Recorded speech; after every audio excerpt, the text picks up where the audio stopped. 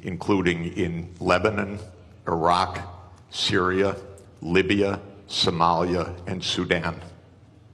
We had the list, actually, from Wesley Clark back in 2001 when he was handed a paper in the Pentagon that the goal was 7 wars in 5 years. The only war that hasn't taken place yet, to Netanyahu's great consternation, is the US war with Iran, which Israel is still trying to instigate to this very day. So the Syrian war is part of a regional tragedy.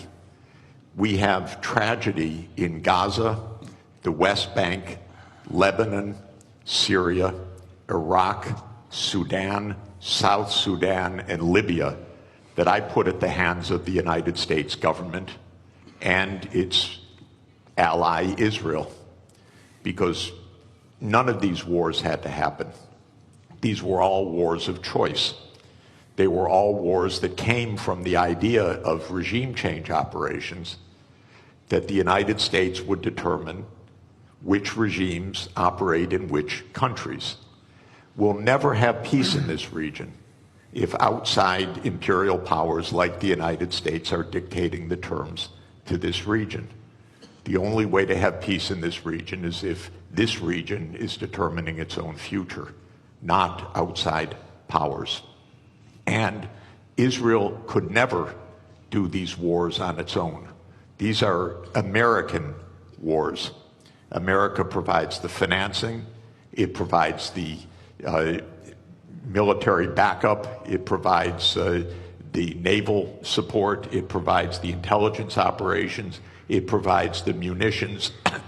Israel couldn't fight for 1 day without the United States backing.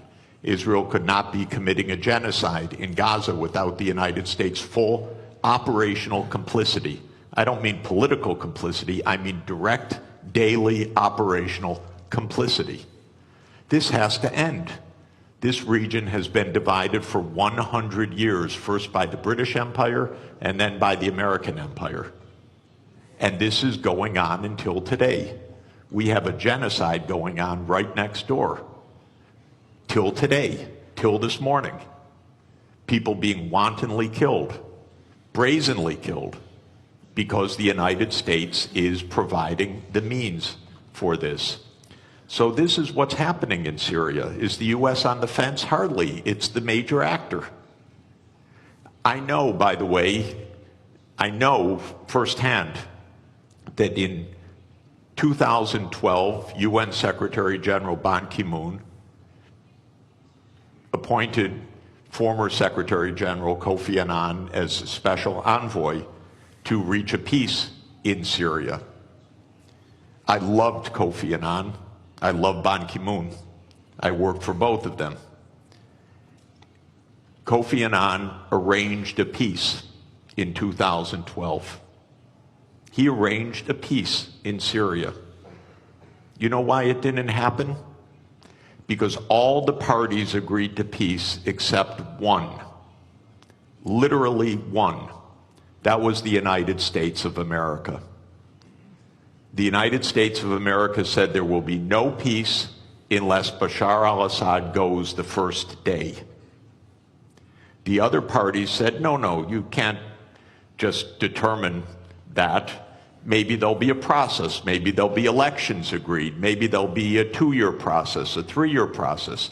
The United States said no. Assad must go the first day of any agreement or we block it. And so Kofi Annan stepped down from his position after having negotiated a peace arrangement, and we have had 500,000 people dead since then. We should not allow this kind of criminality to be normal.